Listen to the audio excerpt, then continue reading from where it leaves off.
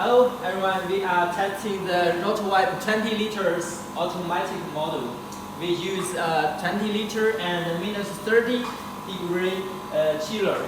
We put the temperature from room temperature to minus 30 degrees centigrade. Use the 30 minutes. You can see the snow, the frozen effect is very good, and the vacuum is 0.06 MPa.